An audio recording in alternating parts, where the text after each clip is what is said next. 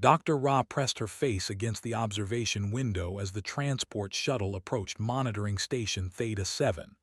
The station hung in the darkness of space like a metal flower, its petals spread wide to catch signals from the blue world below.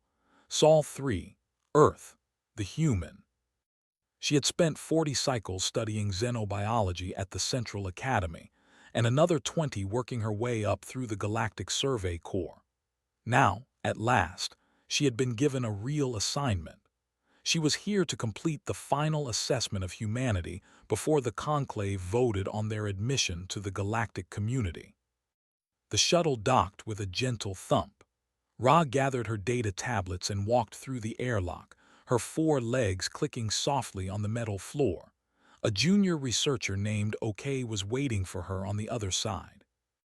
"Dr. Ra," he said, bowing his head in the traditional greeting. "Welcome to Theta 7. I hope your journey was comfortable." "It was adequate," she replied. She did not care about comfort. She cared about the work. "Take me to the observation center. I want to begin immediately." OK led her through narrow corridors filled with humming equipment.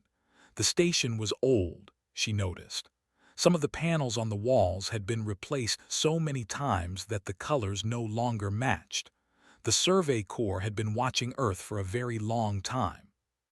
"How long have you been posted here?" she asked. 3 cycles, OK said. "Before me there was Dr. K. Before him, Doctor. The records go back over 200 cycles." 200 cycles of observation. Ra felt her mandibles click with surprise. Most species were assessed and classified within 20 cycles. Some took 30, but 200, that was almost unheard of. "Why has it taken so long?" she asked. OK hesitated before answering. "The humans are difficult to classify. Every time we think we understand them, they do something unexpected. Previous researchers have struggled to reach a consensus."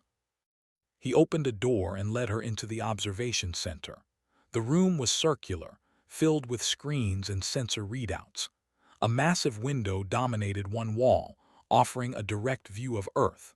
The planet looked peaceful from this distance, swirled with white clouds and patches of green and brown. It was hard to believe that billions of intelligent beings lived on its surface. Ra walked to the central console and began accessing the research archives. Decades of reports appeared on her screen, written by dozens of different observers. She started reading. The first reports were simple and confident. Humans were bipedal mammals with soft skin and no natural weapons.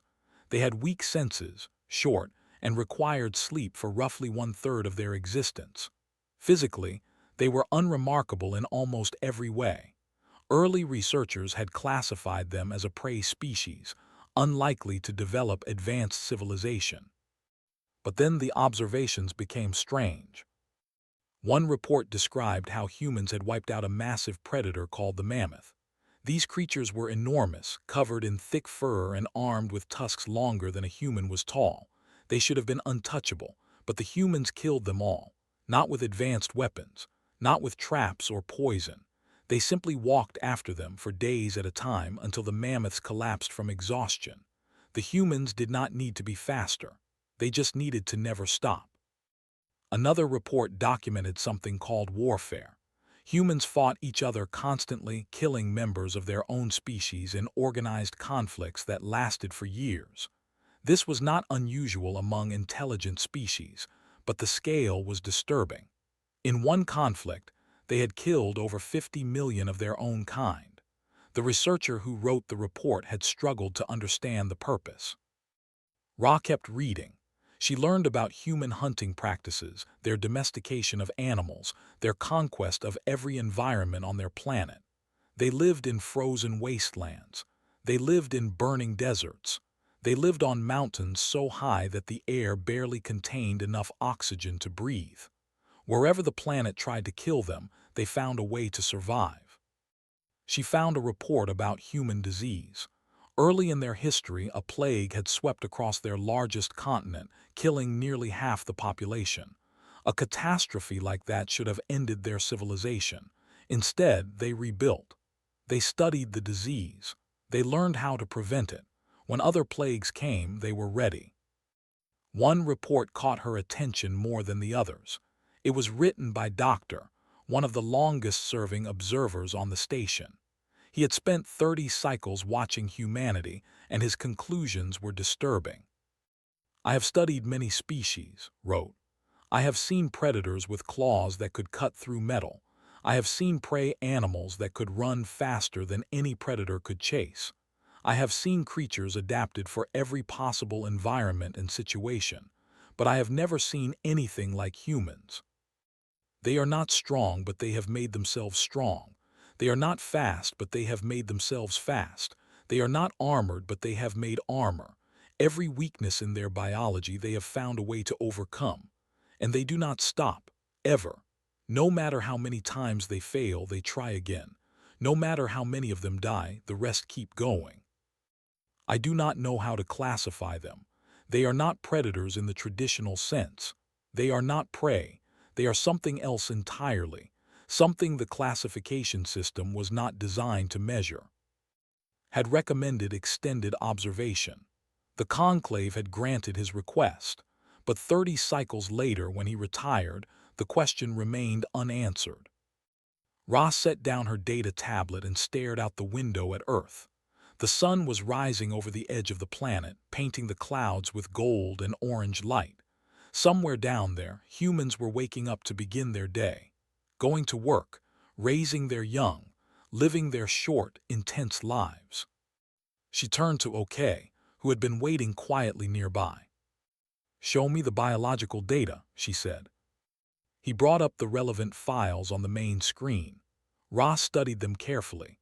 The physical specifications were familiar from her training: 2 arms, 2 legs, forward-facing eyes. Average height around 1.7 meters.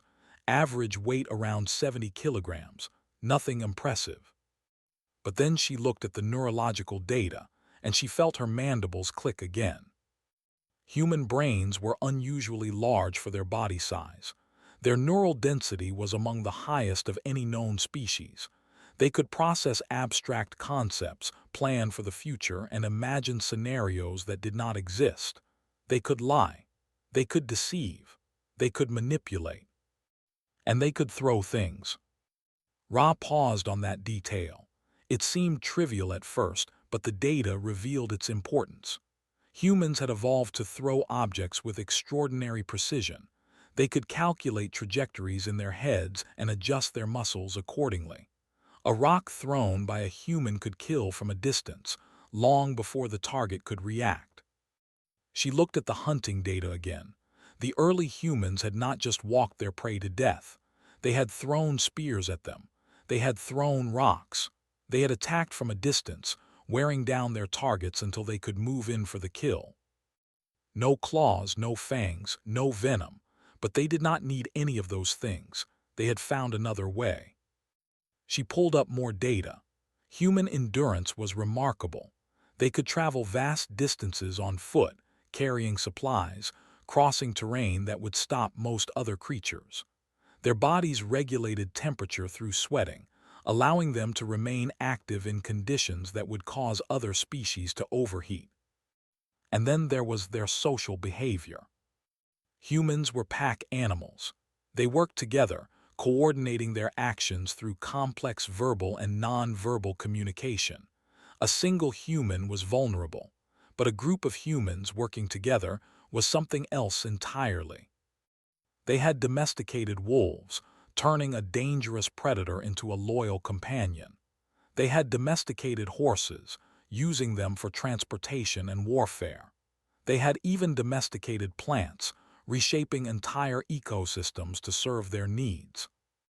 Everything they encountered, they either killed, tamed, or transformed.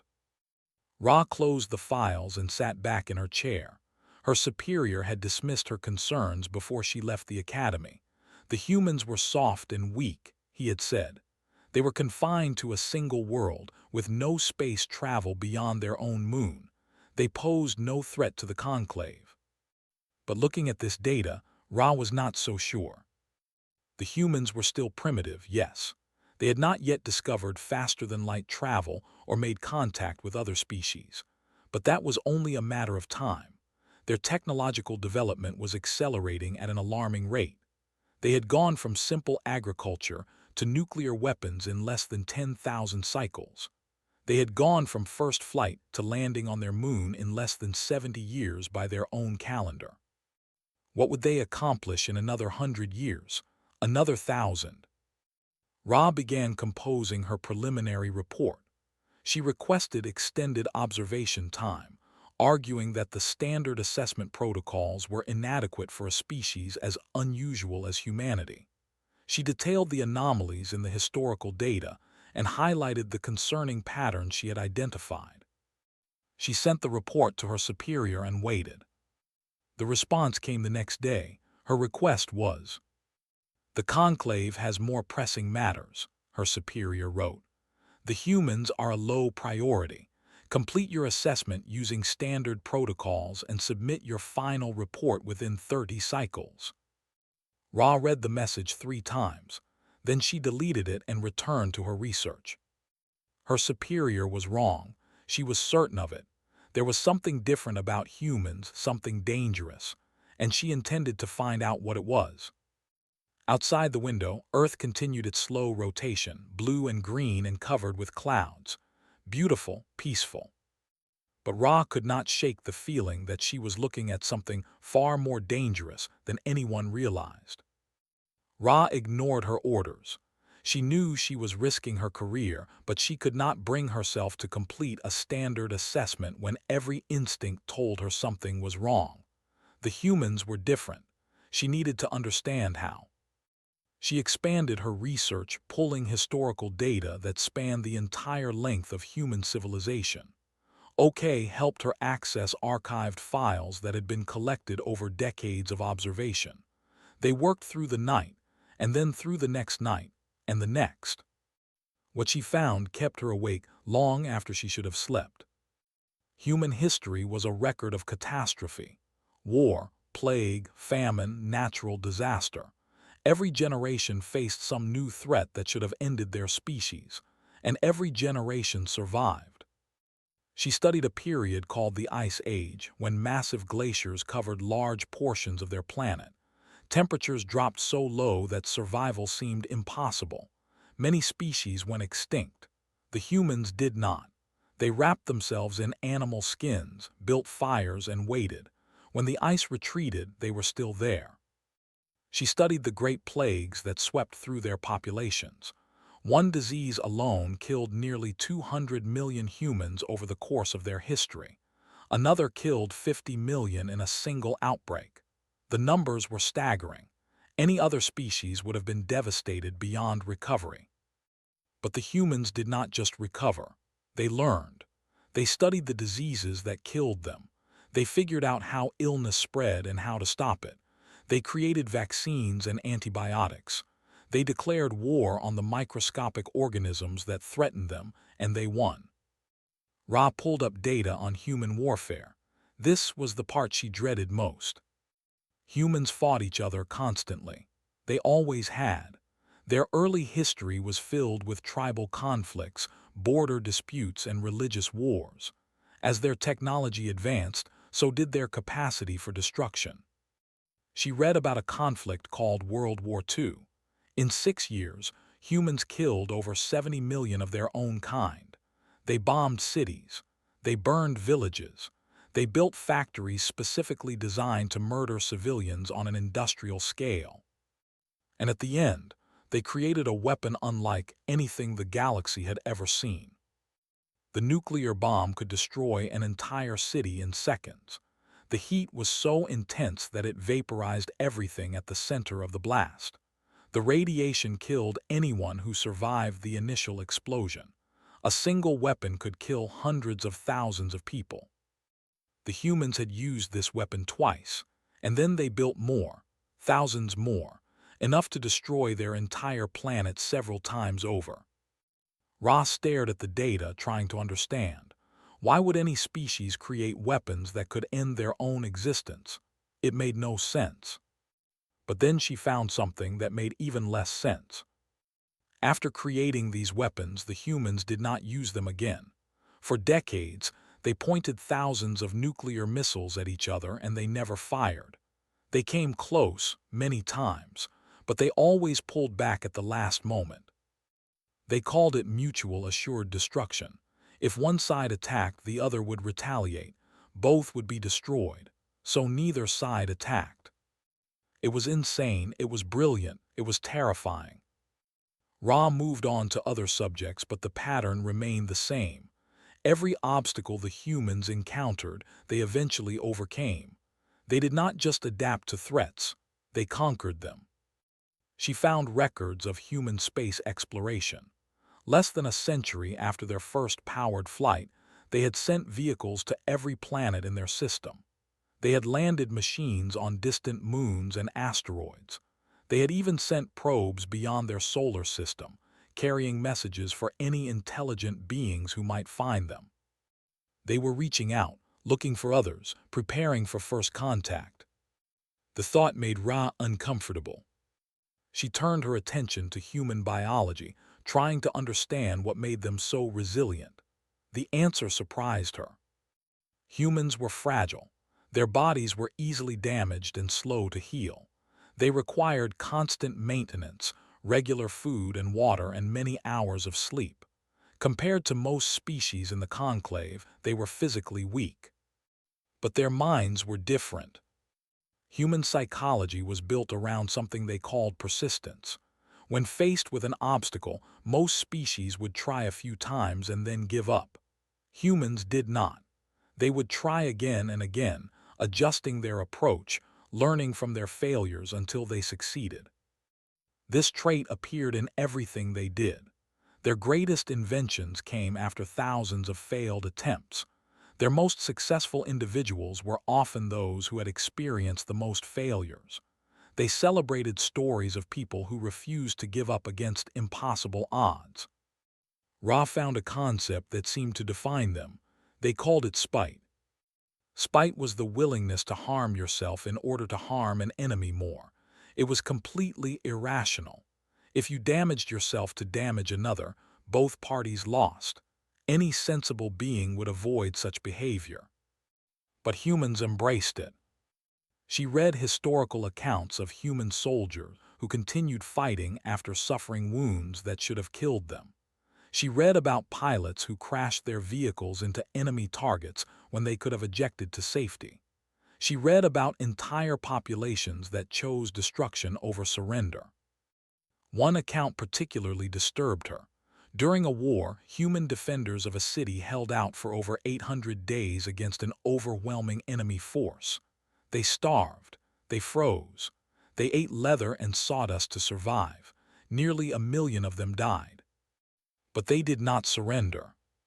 When the siege finally ended, the survivors emerged victorious. They had suffered unimaginable losses, but they had won, and they considered it worth the cost. Ross set down her data tablet and tried to process what she had learned. The humans were not apex predators in the traditional sense. They did not have the physical advantages that usually define dominant species, but they had something else. They had will. They simply refused to stop. No matter what the universe threw at them, they kept going. They took their weaknesses and turned them into strengths. They took their fears and transformed them into fuel. She ran predictive models using the standard algorithms provided by the Survey Corps. She input human population growth, technological development, and expansion patterns. The results appeared on her screen. Within 200 cycles, humans would develop faster than light travel. Within 500, they would colonize hundreds of worlds. Within 1,000, their population would exceed 1 trillion. And they would keep going. The algorithm had no endpoint, no natural limit. The humans would expand until something stopped them, and the model could not identify anything that would. Ra ran the simulation again with different parameters. She assumed massive casualties from war, disease, and natural disaster. The result was the same. The humans slowed down, but they never stopped. She tried adding hostile alien contact. The model showed human losses in the billions, but eventual victory. They would learn from the enemy, adapt their technology, and continue expanding. She could not find a scenario where humanity stopped advancing. The realization settled over her like a cold weight. The conclave had been watching humanity for 200 cycles, waiting for them to fail, waiting for them to destroy themselves or reach their natural limits. It was never going to happen. Ra drafted her second report that night. She marked it urgent and sent it directly to the Conclave Oversight Committee. Humanity represents an unprecedented threat, she wrote, not because of their current capabilities but because of their potential. They are a species that does not accept limits. They do not stop. They do not quit. They will continue expanding until they encounter the Conclave, and when they do, they will not stop there either. I strongly recommend that we reconsider our approach to first contact. The standard protocols assume a species that can be integrated into existing power structures. Humanity cannot be integrated. They will reshape whatever system they enter to suit their own needs. We must decide now whether we want them as allies or enemies, because neutral is not an option. These beings do not do neutral. She sent the report and waited. 3 days later, she received the response. Her report had been flagged as alarmist and archived. The Oversight Committee thanked her for her dedication, but reminded her that the standard protocols existed for a reason. Humanity was primitive, confined to a single world, and posed no immediate threat. The conclave had more important matters to attend to. Ra read the response in silence. Then she turned back to her research. If the conclave would not listen, she would find evidence they could not ignore. Outside the window, Earth continued its rotation. Somewhere on its surface, humans were going about their daily lives, unaware that they were being watched, unaware that beings from across the galaxy were debating their fate. But Ra knew, and she was afraid. Not afraid of what the humans were now. Afraid of what they would become. The conclave voted to initiate first contact with humanity. Ra received the news while reviewing her latest research files. Her hands trembled as she read the message. All her warnings had been dismissed. All her reports had been ignored. And now it was happening. She was assigned to the diplomatic vessel as a cultural advisor. The title sounded impressive, but she understood its true meaning. They wanted her expertise available, but they did not want her to have any real authority. She would watch and advise, nothing more. The diplomatic ship was called the Harmonic Unity. It was one of the largest vessels in the Conclave fleet, designed to impress and intimidate newly contacted species. Its hull gleamed with polished metal, and its interior was filled with displays of art and technology from 100 different worlds. Ra boarded the ship feeling like she was walking toward a disaster she could not prevent. The first transmission went out on a carefully chosen frequency. The message was simple, designed to be understood by any species with basic mathematical knowledge. It contained prime numbers, geometric patterns, and a simple greeting in multiple formats. The humans received it within hours. Ra watched the monitoring screens as the response came back. The humans had decoded the message almost immediately. Their reply was precise and efficient, following the same mathematical structure but adding their own elements. They were fast learners. First contact was established through a series of careful exchanges. The conclave revealed its existence gradually, following protocols that had been developed over thousands of years. Most species went through predictable stages when learning they were not alone in the universe. Fear, denial, excitement, acceptance. The humans skipped most of those stages. They did not panic. They did not deny what they were seeing. They asked questions, practical questions. They wanted to know about the conclave's political structure, its technology, its history. They wanted to understand what they were dealing with. Within days, they had assembled a delegation to meet the diplomatic vessel. Ra stood at the observation window as the human shuttle approached. It was crude compared to conclave technology, a simple metal cylinder with chemical rockets for propulsion. But it worked. They had built it themselves, with no help from anyone, and it worked. The shuttle docked, and the airlock cycled open. 6 humans emerged. Ra had studied human images for cycles, but seeing them in person was different. They were smaller than she expected, soft-skinned and fragile-looking. They moved with an easy confidence that did not match their physical vulnerability. The lead human stepped forward and introduced himself as Ambassador David. He was middle-aged by human standards, with gray hair at his temples and lines around his eyes. He smiled as he spoke, showing his teeth in the human expression of friendliness. Ra knew that smile was descended from a primate threat display. The humans had repurposed it, turned an aggressive gesture into a social one, but the teeth were still there. The diplomatic protocols began. There were formal introductions, exchanges of gifts, carefully scripted conversations. The conclave delegates followed the procedures exactly, speaking in measured tones and making no unexpected moves. The humans adapted within minutes. They matched the conclave's formal language, then gradually introduced their own patterns. They asked questions at unexpected moments, probing for information in ways the protocols did not anticipate. When they received answers, they processed them quickly and moved on. Ra watched Ambassador throughout the first meeting. He was patient and polite, but she could see the intelligence behind his eyes. He was learning, cataloging, analyzing, just as she had analyzed his species.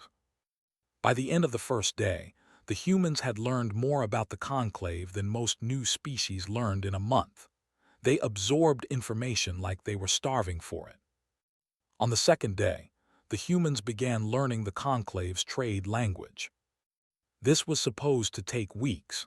The standard protocols included a gradual introduction to basic vocabulary, followed by grammar structures, followed by conversational practice. Most species needed extensive time and tutoring. The humans did it in days. They did not just memorize words. They figured out the underlying patterns. They identified the grammatical rules and applied them to new situations. By the fourth day, Ambassador was making jokes in the trade language, playing with its structures in ways that surprised even native speakers. Ra felt her unease growing. She observed the humans closely, watching for signs of weakness or limitation. Instead, she found the opposite. When the diplomatic vessel adjusted its artificial gravity to conclave standard, the humans struggled briefly, then adapted. Their bodies were not designed for the higher gravity, but they forced themselves to function anyway. Within a day, they were moving normally. One of the humans, a young woman named Dr. Sarah Park, was given access to the ship's cultural archives. She was supposed to review basic information about the conclave's member species. Instead, she spent 18 hours reading everything she could find, taking notes on a small device she had brought from Earth. When Ra asked what she was doing, Dr. Park smiled and said she was looking for patterns. She wanted to understand how different species had joined the conclave and what had made them successful. She was preparing for negotiations that had not yet begun. On the fifth day, something happened that changed everything. One of the human delegates, a man named Lieutenant Commander, was being given a tour of the ship's engineering section. He slipped on a maintenance platform and fell nearly 3 meters to the deck below. The impact was severe. Ra heard the sound from across the corridor, a wet crack that made her mandibles click with alarm. She rushed to the scene expecting to find a dead or dying human. Instead, she found sitting up, pale and sweating, examining his own arm. The bone had broken through the skin. White fragments were visible in the torn flesh. Blood pooled on the deck beneath him. Any conclave species would have gone into shock. Many would have lost consciousness. Some would have died from the trauma alone.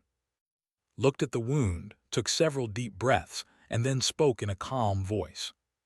"Compound fracture of the radius," he said. "I'll need to set this before we move me. Someone get me something to bite down on." And then he set his own bone.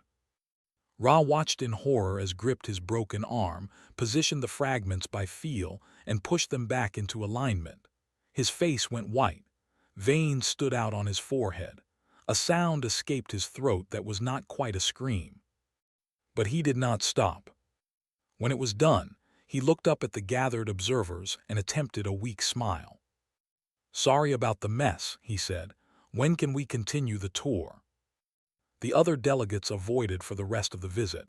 Ra understood why. They had finally seen what she had seen in the data. The humans were not soft. They were not weak. They simply experienced pain and damage differently than other species. They felt it, they just did not let it stop them.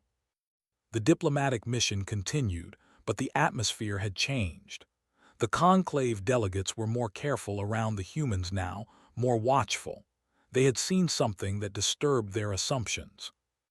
Ra spent most of her time observing Ambassador. He noticed her attention but did not seem bothered by it. On the final day of the visit, he approached her during a reception and asked if they could speak privately. They found a quiet alcove near the observation deck. Earth was visible through the window, blue and green and covered with clouds. Looked at it for a long moment before speaking. "You've been watching us very closely," he said, "more closely than the others." Ra considered how to respond. The truth seemed safest. "I have been studying your species for a long time," she said. "Longer than this mission. I wanted to understand you." "And do you understand us?" She thought about everything she had learned. The hunting patterns, the persistence, the spite, the absolute refusal to accept defeat. "I think I understand you better than the others," she said. "But I am not sure anyone truly understands humanity, not even humans themselves." Laughed at that. It was a warm sound, genuine and unguarded. "You might be right about that," he said. "We're still figuring ourselves out." They stood in silence for a moment, watching Earth rotate slowly below them. "Can I ask you something?" Ra said. "Of course." "Why did it take so long for you to contact us?" His expression changed. The warmth faded, replaced by something harder, something older. "We were afraid," Ra said. "That is the truth. We have been watching your species for a very long time, and we were afraid of what we saw. You are not like other species. You do not have the limitations we expect. You do not stop when you should stop. You do not accept boundaries that should contain you." She paused, watching his reaction. He was listening carefully, his face unreadable. "We waited as long as we could," she continued. "We hoped you would destroy yourselves or reach some natural limit, but you did not. You kept growing, kept advancing. We realized that contact was inevitable, so we decided to control the circumstances." "Better to meet us on your terms than ours," said. "Yes." He nodded slowly, processing her words. Then he asked a question that caught her off guard. "And what do you think we should do now? Your honest opinion, not the official position." Ra considered the question carefully. She had spent so long studying humans, warning about their potential danger. But standing here, talking to one of them directly, she found her perspective shifting. "I think you should be exactly what you are," she said. "Do not pretend to be less than you are to make others comfortable, but also do not pretend to be more. The conclave is old and powerful, but it is also slow and cautious. You are new and fast and adaptable. There is room for both." Smiled at that, and for a moment she saw something ancient behind his eyes, something that had survived ice ages and plagues and wars, something that had looked at extinction and refused to accept it. "Fear is how you survive," he said. "That's what we learned. We're afraid of everything. The dark, the unknown, each other, but we don't let the fear stop us. We use it. We let it make us careful, make us prepare, make us strong." He looked out at Earth again. "The universe is dangerous. We've always known that. We just decided a long time ago that we weren't going to let it kill us. Not the ice, not the plagues, not the bombs, and not the unknown beings watching us from the dark." He turned back to her, and his smile was gone. "You were right to be afraid of us," he said, "but you were wrong to think that made us enemies. We don't want to conquer the galaxy. We just want to survive. And we've learned that the best way to survive is to make friends." He extended his hand, the human gesture of agreement and trust. Ra looked at his hand for a long moment. Then she reached out with her own manipulator and grasped it. That evening she filed her final report. She recommended that humanity be granted full conclave membership, trade access, and diplomatic immunity, not because they had earned it, not because they deserved it, but because the alternative was unthinkable. Making an enemy of a species that treated extinction-level events as challenges was not something the conclave could afford. The report was accepted unanimously. In the margins, she added a personal note for whoever would inherit her position at Monitoring Station Theta 7. Apex status confirmed. Do not provoke. Do not contain. Integrate immediately. Watch closely. Pray they remain friendly. Then she closed her files and looked out at Earth one last time. The humans were down there going about their lives, working, playing, loving, fighting, building and destroying and building again, never stopping, never accepting limits. They would spread across the galaxy eventually. Nothing could stop them.